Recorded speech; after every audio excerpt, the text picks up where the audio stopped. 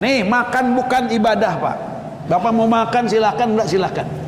Tidur bukan ibadah, minum bukan ibadah. Tapi kalau Bapak punya niatnya, sampai kata Nabi, kalau orang itu tidur niatnya nanti malam mau tahajud, golabathu, dia itu terkena ngantuk sampai dia tidak terbangun, tetap punya pahala tahajud. Gimana nggak hebatnya coba Bapak? Gimana nggak bagusnya ini? Terus Bapak ini minum nih bisa jadi ibadah. Satu katanya ibadahnya ini, kalau kita makan, kalau kita minum, semua tahu kita ini tergantung kekuatan kita dengan makan minum. Ya, kita kalau nggak makan lemas, mungkin berdiri aja jalan nggak bisa. Maka kita akan melaksanakan sholat harus berjalan dari rumah ke sini, harus berdiri.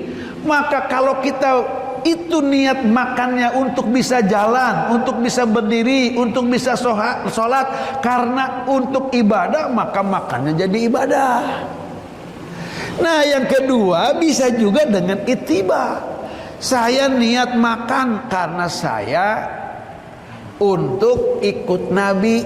Nabi juga makan, maka kita ikut cara Nabi. Yang tadinya tidak ibadah, karena kita baca bismillah sesuai dengan ajaran Nabi, karena kita pakai tangan kanan sesuai dengan ajaran Nabi, kita niatnya mengikuti Nabi.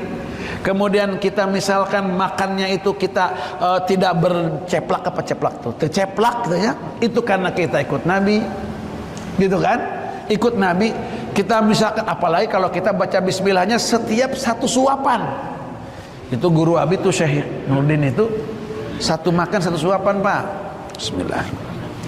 Bismillahirrahmanirrahim. Begitu karena kata Nabi, kul bismillah.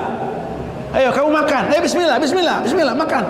Jadi para ulama itu mengatakan setiap makan itu kan suapan. Maka setiap suapan cobain. Bapak-bapak coba kita mulai yuk. Bismillahirrahmanirrahim. Bismillah. Bisa tuh, masa nggak bisa sih? Bisa. Kalau kita sampai kita ini dengan menyebut kayak seperti itu luar biasa. Sampai Nabi begini ya, siapa orang yang makan dan minum, awalnya baca bismillah, kemudian akhirnya baca alhamdulillahilladzi at'amani hadzal ta'am warzaqani min ghairi haulin wala quwwatin minni, sampai Nabi katakan apa? Ghufirallahu ma taqaddama min dzambih. Kayak begitu. Hebatnya kayak Gufirallahu. Coba gara-gara makan aja, gimana nggak hebatnya umat ini ya Allah? Gara-gara makan, dengan kita makan itu dah dapat ampunan dosa-dosa yang lalu dan dosa yang akan datang. Kayak apa coba?